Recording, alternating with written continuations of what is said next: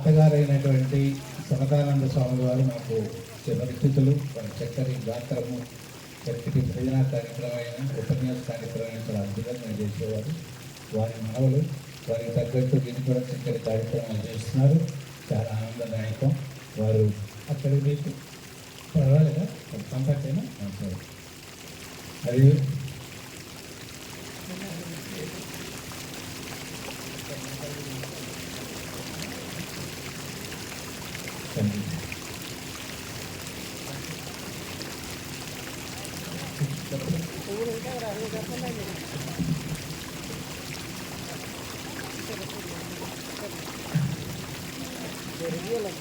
పూజ్య రామ చైతన్య బ్రహ్మచారి వారు వారి గాత్రం వారి తాలూకా ప్రసంగం మీరు యూట్యూబ్ ఛానల్లో అనేక ఛానల్లో వస్తుంది. సుమారుగా 3 దశాబ్దాల ముందు కూడా వారు దివ్యమైనటువంటి ప్రవచనాలు అందిస్తున్నారు. వారి దీర్ఘకాలిక ఉపన్యాసకుల వారు. కానీ మనం ఈరోజు వారికి ఉపన్యాసకులు ఎక్కువ మంది ఉండటం వల్ల సమయాన్ని తక్కువగా కేటాయించాం. ప్లేలిస్ట్లో మా యాప్ చూసుకోవచ్చు. ఉపన్యాసం వారి యాప్ ఉంది. తర్వాత పూజ్యపాదులు మాతా విజ్ఞానందగిరి మాతాజీ వారు వారి దివ్యమైనటువంటి ప్రసంగాన్ని అందిస్తారు. మరియు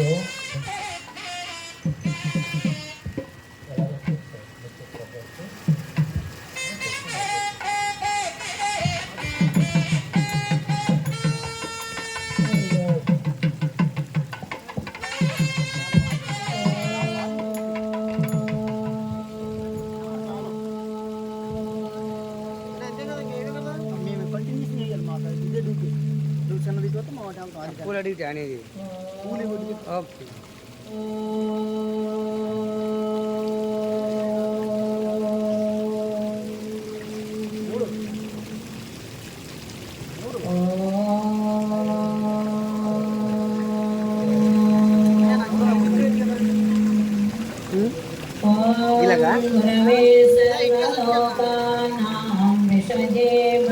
कन्ना सर्वविद्यानां दक्षिणामूर्तये नमः। ॐ युक्ताहारविहाराय विविक्तस्थलवासिने मलयाळयतीन्द्राय ब्रह्मनिष्ठाय ते नमः। అఖిలాంధ్ర సాధు పరిషత్ అధ్యక్షులైనటువంటి శ్రీ శ్రీ స్తోత్రియ బ్రహ్మనిష్ట అయినటువంటి వారు శ్రీ పరమాత్మానంద స్వామి వారికి సాష్టాంగ నమస్కారాలు చేస్తూ ఈ అఖిలాంధ్ర సాధు పరిషత్ కార్యదర్శి అయినటువంటి శ్రీకృష్ణ శరణానంద భారతీయ స్వాముల వారు వివేకానంద బిరుదాంకితులైనటువంటి డాక్టర్ అనేటువంటి బిరుదు కూడా ఈ మధ్య పొందినటువంటి వారు. వారికి నమస్కరిస్తూ ఈ పూట సభాధ్యక్షులైనటువంటి స్వామివారు ప్రసన్నానంద స్వామి వారికి నమస్కరిస్తూ ఈ స్టేజీని అలంకరించినటువంటి మాతాజీలకి స్వామీజీలకి నమస్కరిస్తూ కింద ఉన్నటువంటి ఆ మాతాపితృ స్వరూపులైనటువంటి వారి యొక్క అందరికీ కూడా నమస్కరిస్తూ మనకి 13వ అధ్యాయం ఏంటిది? ఒక యాత్ర లాంటిది అనమాట. మనం ఇప్పుడు యాత్రకి వెళ్తున్నాం అనుకోండి, కాశీ కానీ అయోధ్య కానీ లేకపోతే సింహాచలం కానీ ఇవన్నీ మనం యాత్రకు వెళ్ళినప్పుడు ఎన్ని రోజులు ఉంటామమ్మా? అందరం కూడా 10 రోజులు కానీ 20 రోజులు కానీ 50 రోజులు కానీ లేకపోతే ఒక 100 రోజులు కానీ అంతకన్నా ఎక్కువ రోజులు యాత్ర ఉండం కదా. అలాగే ఈ ప్రపంచం అనేటువంటి యాత్రలోకి మనం వచ్చాం. ఏంటిది? ఈ దేహం అనేటువంటిది ప్రపంచంలోకి, ఈ దేహం అనేటువంటి యాత్ర రూపం ఈ దేహంలో ఈ ప్రపంచంలోకి వచ్చాం. మరి ఈ ప్రపంచంలోకి వచ్చి మనం ఎన్నాళ్ళు ఉంటామమ్మా? మనం ఎన్నాళ్ళు ఉంటాం? యాత్రకి వెళ్ళి ఎన్ని రోజులైతే మనం ఉండి మళ్ళీ తిరిగి మన ఇంటికి ఎలా వచ్చామో, మనం ఈ ప్రపంచం అనేటువంటి యాత్రలోకి వచ్చి కూడా మనం మళ్ళీ 10 సంవత్సరాలు ఉండొచ్చు, 20 సంవత్సరాలు ఉండొచ్చు, 50 సంవత్సరాలు ఉండొచ్చు, మామంటే 100 సంవత్సరాలు ఉండొచ్చు. ఎప్పటికైనా తిరిగి మళ్ళీ ఎక్కడి నుంచి వచ్చామో అక్కడికి వెళ్ళాల్సిందే మనందరం కూడా. మరి మనకు స్వప్నం వచ్చిందనుకోండి, స్వప్నం వచ్చినప్పుడు కళ్ళు మనం తెరుస్తాం. స్వప్నం ఎప్పుడు వస్తుంది? కళ్ళు మూసుకుని ఉన్నప్పుడు స్వప్నం వస్తుంది. ఆ స్వప్నం వచ్చినప్పుడు కళ్ళు తెరిస్తామనుకోండి, స్వప్నం వెంటనే మాయమైపోతుంది. మరి ఈ ప్రపంచం అనేటువంటి స్వప్నంలో కళ్ళు మూసామనుకోండి, ఈ ప్రపంచం అనేటువంటి స్వప్నంలో కళ్ళు మూసామనుకోండి, ప్రాణం పోతుంది. ఆ కనిపించేటువంటి స్వప్నంలో కళ్ళు తెరిస్తే స్వప్నం పోయింది. ఈ ప్రపంచం అనేటువంటి స్వప్నం మనం కళ్ళు మూస్తే ప్రాణం పోతుంది. అక్కడ కళ్ళు తెరిస్తే స్వప్నం పోతుంది, ఇక్కడ కళ్ళు మూస్తే ప్రాణం పోతుంది. చూసారా? ప్రాణం పోతుంది. మరి ఈ ప్రాణం పోయేటువంటిది మనం ఏ విధంగా, అసలు ప్రాణం పోతుంది అంటే మనం ఏం చేయాలి? భగవద్గీతలో చెప్తాడు, అంతరం జ్ఞాన చక్షుషః, అంతరం జ్ఞాన చక్షుషః. ఆ శరమ నేత్రాన్ని తెరవక ముందు, శరమ నేత్రాన్ని తెరవక ముందు ఈ శర్మ నేత్రాన్ని కానీ మనం మూసామనుకోండి, చూసారా? ఆ శరమ నేత్రాన్ని తెరవక ముందు ఈ శరమ నేత్రాన్ని మూసామనుకోండి, అప్పుడు ఏమంటుంది? మన యొక్క జన్మ నిరర్ధనం అయిపోతుంది. ఆ శరమ అంటే జ్ఞానం. మనకి జ్ఞానం కలగక ముందు, మనకి జ్ఞానం కలగకోకుండా ఈ శరీరంతో కానీ మనం చనిపోయాం అనుకోండి, అప్పుడు మనకి పక్షులకి వీటికి ఏమన్నా తేడా ఉందా? మనము ఇప్పుడు ఇప్పటికీ చెప్పారు స్వాములందరూ కూడా 84 లక్షల జీవరాశుల్లో కల్లా ఉత్తమోత్తమైనటువంటి జన్మ మానవ జన్మ అంటున్నారు కదా. ఈ మానవ జన్మలో మనం జ్ఞానం పొందకుండా శరీరాన్ని వదిలేస్తామనుకోండి, అప్పుడు మన జన్మ అయితే నిరర్ధకం. మరి ఈ నిరర్ధకం కాకోకుండా సార్థకం కావాలి అంటే మన శరీరం ఏం చేయాలి మనం అంటే ఆత్మ విచారణ చేయాలి. ఈ ఆత్మ విచారణ ఎలా చేయాలి? ఆత్మ విచారణ అంటే ఏంటండి? ఇది నేను కాదు, దేహం నేను కాదు, ఆత్మ నేను కాదు, మనస్సు నేను కాదు, బుద్ధి నేను కాదు. స్వాములందరూ చెప్పారు కదా, ఇవన్నీ కూడా నేను కాదు, నేను కాదు, నేను కాదు. ఎవరు నువ్వు? నువ్వు ఆత్మస్వరూపానివి అనేటువంటి రూఢి కావాలి మనకి. మరి దేహము కాదు, మనసు కాదు, బుద్ధి కాదు, ఇంద్రియాలు కాదు అని ఎంతమంది చెప్తున్నారు కదా. అసలు ఎక్కడని ఈ ఇంద్రియాలు అంటే ఏంటి? ఈ మనసు అంటే ఏంటి? ఈ బుద్ధి అంటే ఏంటి? అసలు ఏంటండి? ఈ దేహం కోసామనుకోండి, కోస్తే ఏం కనిపిస్తుందండి? రక్తం వస్తుంది. రక్తం కోసం ఇంకా కొంచెం చేస్తామనుకోండి, మాంసం కనిపిస్తుంది. ఇంకా లోపలికి వెళ్ళామనుకోండి, ఎముకలు కనిపిస్తున్నాయి. ఇంకా లోపలికి వెళ్ళామనుకోండి, అక్కడ ఏం కనిపిస్తాయి? పేగులు కనిపిస్తున్నాయి. మరి మనసు అంటున్నారు, ఎక్కడుందండి మన లోపల? బుద్ధి అంటున్నారు, మన లోపల ఎక్కడుందండి? మరి ఆత్మ అంటున్నారు, మన లోపల ఎక్కడుందండి? ఎలా ఉందండి ఇది? ఏ విధంగా ఉంది మన లోపల? మనం ఇన్ని చేసినా కోసేది మనకు కనిపించేది రక్తము, మాంసము, ఎముకలు, పేగులు తప్ప లోపల ఏం కనిపించట్లేదు కదండి. మరి ఎలా? అసలు ఎలా? ఏంటి? మనసు అంటున్నారు, బుద్ధి అంటున్నారు, ఏంటి అని అంటే మనకు బ్రహ్మం గారు చూపించారండి. సిద్ధి గారిని తీసుకెళ్ళి ఒక చోట, అప్పుడు ఆత్మ సాక్షాత్కారాన్ని నీకు చూపిస్తానయ్యా అని బ్రహ్మం గారు తీసుకెళ్లారు.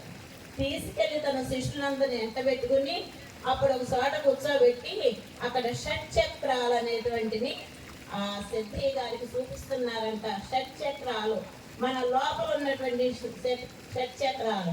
ఆ షట్చక్రాలు చూపించేటప్పుడు అక్కడ కక్కయ్య అనేటువంటి ఆయన ఒక భక్తుడు ఆయన చూశాడంట. ఇదిగో ఇక్కడ మనకి మూలాధార చక్రములో విఘ్నేశ్వరుడు ఉన్నాడు. మనకి మరి హృదయ స్థానంలో బ్రహ్మదేవుడు ఉన్నాడు. నాభి స్థానంలో విష్ణుమూర్తి ఉన్నాడు. హృదయ స్థానంలో మరి శివుడు ఉన్నాడు.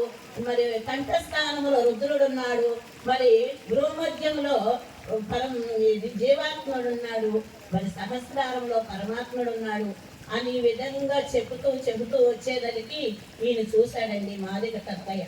చూసి వెంటనే ఎంతమంది దేవుళ్ళు ఉన్నారంట, నా భార్య చూస్తే కానీ దేవుడు కనపడడు, నేను కూడా దేవుడు చూడాలని ఇంటికి వెళ్ళిపోయి తన భార్య అయినటువంటి కక్కయ్య భార్య నిద్రిస్తూ ఉండగా ఆమె చేతతో కోస్తాడండి. కోసేస్తే అక్కడ కనిపించేది ఏంటి? రక్త మాంసాల పేగులు తప్ప అక్కడ విఘ్నేశ్వరుడు కనపడలేదు, బ్రహ్మ కనపడలేదు, విష్ణువు కనపడలేదు, రుద్రుడు కనపడలేదు, ఎవరు కనపడలేదు.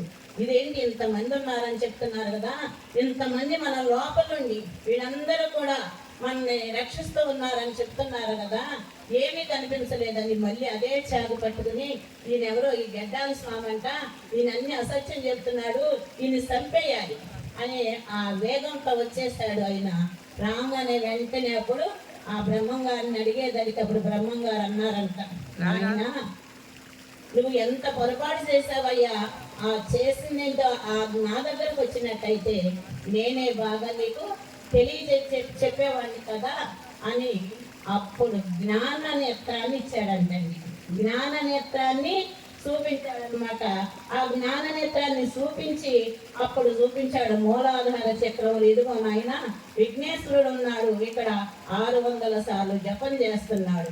ఇదిగో ఉదయస్నానంలో ఉన్నాడు బ్రహ్మదేవుడు, ఇది 6000 సార్లు జపం చేస్తున్నాడు. ఇదిగో ఉదయ స్థానంలో ఉన్నాడు విష్ణుమూర్తి, 6000 సార్లు జపం చేస్తున్నాడు. ఇదిగో ఉదయ కంఠస్థానంలో ఉన్నాడు రుద్రుడు, ఆయన 1000 సార్లు చేస్తున్నాడు. ఈ విధంగా మొత్తం అందరూ కూడా ఎక్కడ ఈ జపం ఎంతమంది చేస్తున్నారమ్మా? 21,600 సార్లు జపం చేస్తున్నారండి మనందరిలో. ప్రతి జీవిలో 21,600 సార్లు 6 దేవుళ్ళు ఉండి మన లోపల చేస్తున్నారు. ఏంటది? శ్వాస ద్వారా, ఉచ్ఛ్వాస నిశ్వాసల ద్వారా మన లోపలుండి వాళ్ళు జపం చేస్తున్నారండి. మన లోపల ఎవరున్నారంటే ఈ విధంగా చేస్తూ ఆ రూపంలో మన పరమాత్మ మనందరినీ కూడా పంచభూతాలుగా, పంచతత్వాలుగా, మనస్సుగా, బుద్ధిగా ఈ విధంగా ఉంటూ వాళ్ళందరూ కూడా మనల్ని రక్షిస్తూ ఈ విధంగా ఉన్నటువంటి ఆయన ఎప్పుడైతే చూపించాడో మనం కూడా ఇదంతా మన శరీరం అంతా రక్తంతో కూడుకున్నటువంటిది.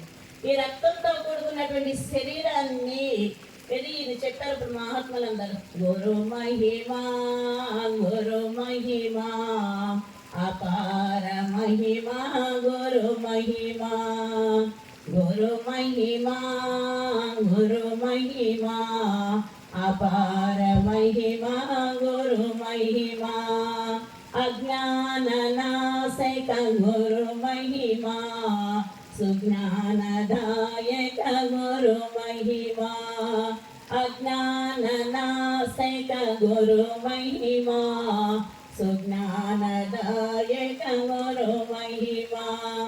చూసారండి, మరి ఈ రక్త మాంసాలతో నిండి ఉన్నటువంటి శరీరాన్ని, మనం మాంసపిండంగా ఉన్నటువంటి శరీరాన్ని మంత్రపిండంగా, మంత్రమయంగా చేయాలి అంటే ఈ మహాత్ములందరూ ఊరిని గుడ్డలు వేసుకోలేదండి, ఎర్ర బట్టలు వేసుకోలేదండి. ఎర్ర బట్టలు అనేటువంటి జ్ఞానాన్ని ధరించారండి వాళ్ళు. అగ్నితత్వాన్ని, అగ్ని కణకణ మండుతున్నటువంటి అగ్నిలో మనం ముట్టుకోగలుగుతామండి? ముట్టుకోలేము. అలాంటి గురువుల దగ్గర శుశ్రూషణ చేసి ఈ మహాత్ములందరూ కూడా ఆత్మ విచారణ చేసి అటువంటి జ్ఞానాన్ని త్రికరణ శుద్ధిగా, ఇప్పుడు వీళ్ళందరూ కూడా ఈ కార్యకర్తలు కూడా త్రికరణ శుద్ధి, దేహంతో ఈ కార్యక్రమాలన్నీ కూడా చేస్తూ ఉన్నారు. ఇది పుణ్యకర్మలన్నీ కూడా చేస్తున్నారు. మరి మనస్సుతో కూడా చెయ్యాలండి. ఏంటది? మంత్రోపదేశం తీసుకోవాలండి. మీ అందరూ కూడా మహాత్ముల దగ్గర, మేము గృహస్థులు అండి, మేము మంత్రం ఇప్పుడే తీసుకోకూడదు కదండి. దేహానికి మంత్రానికి ఎటువంటి సంబంధం లేదమ్మా. అందరూ మంత్రోపదేశం తీసుకుని ఆ జపం ద్వారా, ఆ ధ్యానం ద్వారా ఆ జ్ఞానాన్ని పొందటానికి మీ అందరూ కూడా ధన్యులు. అటువంటి స్థితిని మహాత్ములు ఆశ్రయించి మా స్వామి ఇక్కడ ఎంత మీ అందరి యొక్క భాగ్యం. పరమాత్మానంద స్వామి యొక్క జన్మస్థానంలో మీ అందరూ రావటము, మేమందరం కూడా ఇక్కడ ఆశీనులు రావటము, ఇటువంటి మీకు మాకు అజ్ఞావ సంబంధం లాగా మనం ఇక్కడ అందరం కూడా ఆ పరమాత్మను ధ్యానిస్తూ అటువంటి స్థితిని మీరందరూ కూడా పొందాలని, అటువంటి జ్ఞానాన్ని మీ అందరికీ కూడా ఆ పరమాత్మ ప్రసాదించాలని కోరుకుంటూ హరి ఓం తత్సత్ ఓం. హరి ఓం. పూజ్య మాతాజీ